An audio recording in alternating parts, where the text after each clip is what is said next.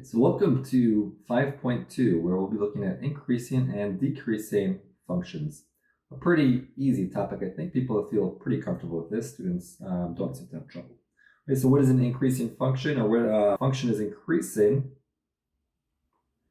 whenever the function is, let's say, going up. Right? So when the slope is positive, we have an increasing function.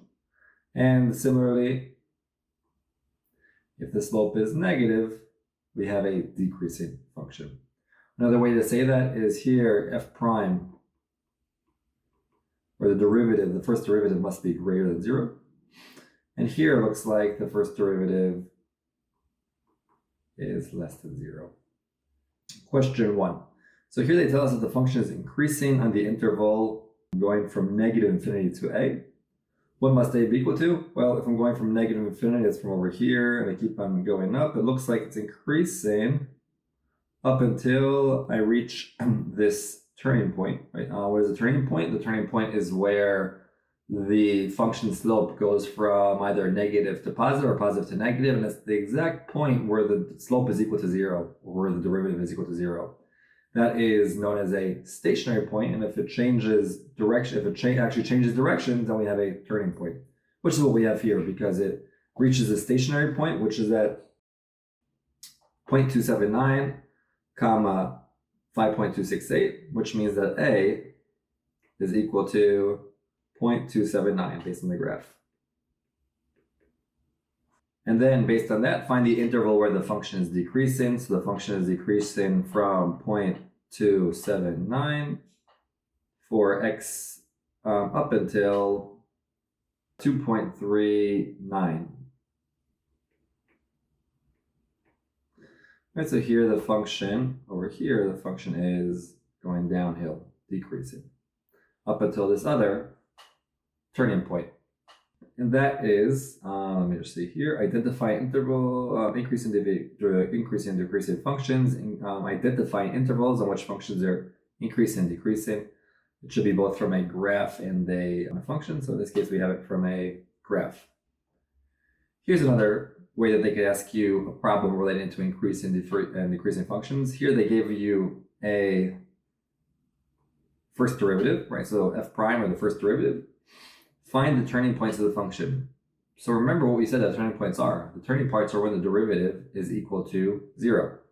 So we're looking for, one is negative 2x squared plus 11x, take away 12, equal to 0.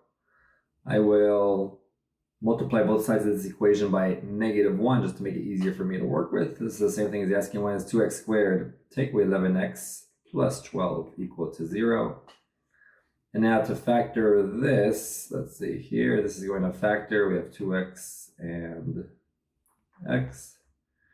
And it looks like this will factor by having this -6 and this plus, let me see, so it should be, let's see here, that would be, no, not -6, it should be, let's see here, that would be, let us go with -4. And that would be -8, now we get -3 here, right? So not -6 and 2, but it is 2x minus 3 times x minus 4 gives us 2x squared minus 11x plus 12 like I wanted, which means that the turning points, they look to occur, let's actually verify. I'm going to go move down to the next part, which will help me actually answer the next part. So it looks like my turning points occur at x equals 3/2 and also at x equals 4. So I know that those are my stationary points. To confirm that those are my turning points, I have to see that the derivative is changing signs. So let's see what's happening. After 4, if x were something like 1,000,000, we have 1,000,000 take away 4 is positive, times another positive number, right? So that's going to be a positive first derivative after 4. Let's see what's happening in between 1.5 and 4. So if I were to pick 2, for an x value of 2, we have 2 minus 4, which is -2, times a positive number. So in between we have negative. And if I take let's say if I take a number below 3/2, let's say if I take 0, I would have -3 times -4 and a positive number. In other words, both 3/2 and 4 are both turning points. So here, this would be the answer for part A. X equals 3/2, x equals 4.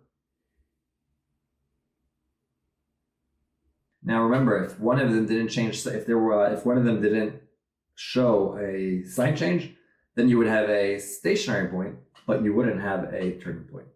In this case, they were both turning points. Find the interval for when f of x is increasing. Right, so we see here, when is f of x increasing? It's going to be increasing whenever the derivative is positive. So it's increasing for, in this case, we could say for when x is greater than 4, and also, or when x is less than 3/2.